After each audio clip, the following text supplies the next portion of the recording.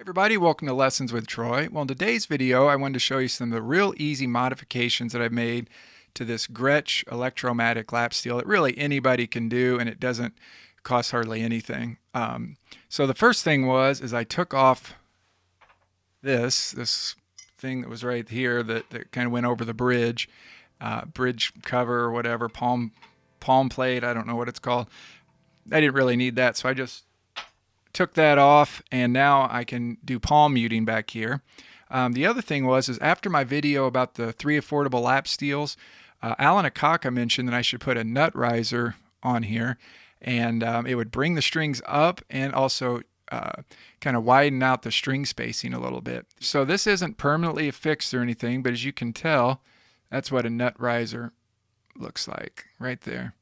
So that's just right over top of the nut. If you loosen the strings up, that it just kind of falls off. So this is loosely on there, and in fact it kind of wanted to go over to the side as I was tightening the string, so I just kind of had to grab it and kind of twist it or make sure it was centered on there.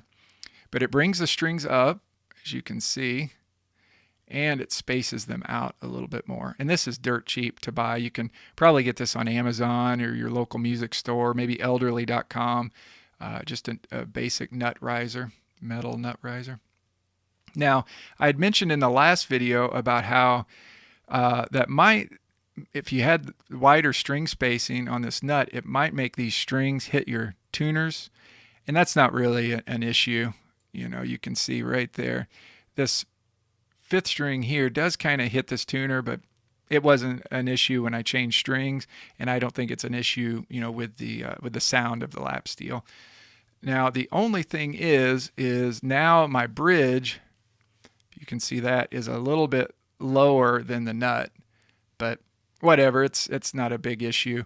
You know, it's kind of a quick and dirty fix to get the wider string spacing and a little higher. You know, my fingers aren't hitting the fretboard as easy now, so I get a little bit more, especially if I move up, you know, on the fingerboard. The other thing is I changed strings. So now this is in C6 tuning, and I find C6 strings really seem to be a tighter fit for shorter scale lap steels like this one. So between the C6 strings, you know, that are kind of tighter, and the nut riser, which brought the strings up, which made them even tighter, this thing really, the string tension is real nice on here. It's not floppy anymore. It's real even. And it has great sustain. Check out this sustain.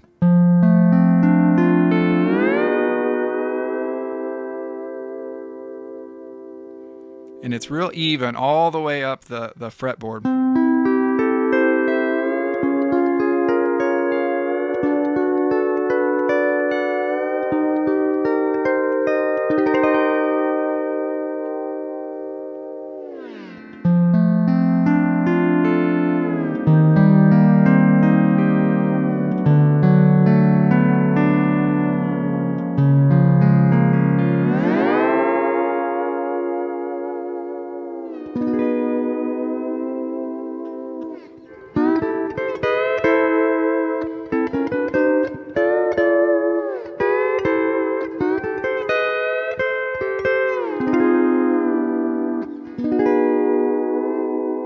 So like I said, C6 tuning for this, but C6 tuning works great too because of the single coil pickup.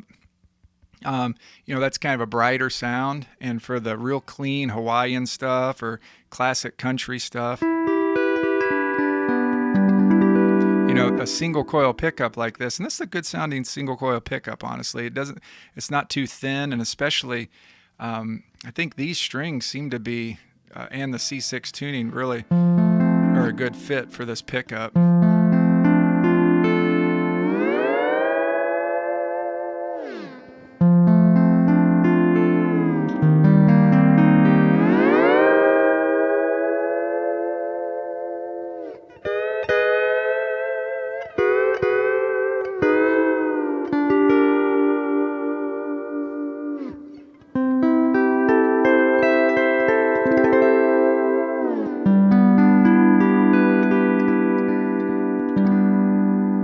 Yeah, nice and even. What I found with my airline lap steel was that I would have dead strings and dead spots on it, especially the lower strings were real dead. This has a lot, I don't know if it's the tighter string tension or what, but it has a lot of good sustain now. And there's no really dead strings. Like on that airline, the third string on the 12th fret seemed to die, or maybe it's the fourth string. But listen to that just sustain out. I don't have a compressor or anything on with this.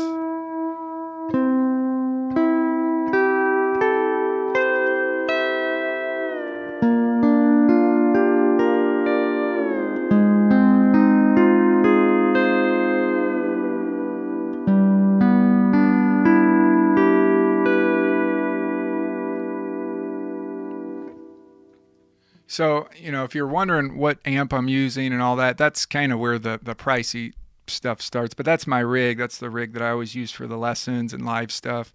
A Kemper amp profiler. And then, as you can see, I've got some fancy effects here. A Strymon Flint reverb pedal. And you can hear. And I have a little bit of delay, just very little delay with the Strymon Volante pedal. So if I turn those off, here's what that sounds like. It makes a big difference on the sound. But you can kind of hear just the pure sound there. So let me just add the reverb now.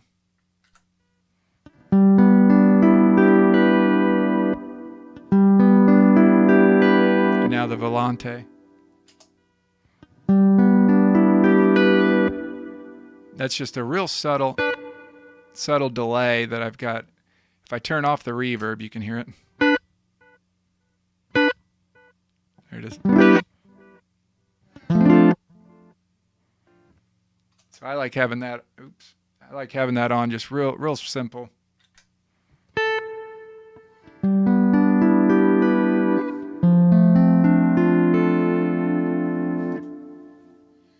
And if you guys have a Strymon Flint reverb pedal, I'm using the 70s setting on there.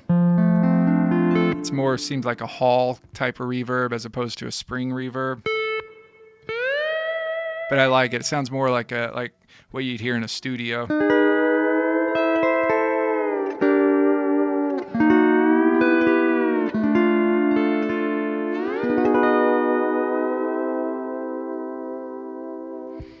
The other mod that I might do, just a real easy mod, is this is kind of slipping on my pants, so I might put some of that cat tongue grip on the back of it. That's just that easily removable grip tape on the back of it that won't scratch your pants up. It's more of a rubberized kind of grip tape. I have a big roll of that, so I might put that on the back of it. But yeah, this will definitely work for anybody has one of these in C6 tuning.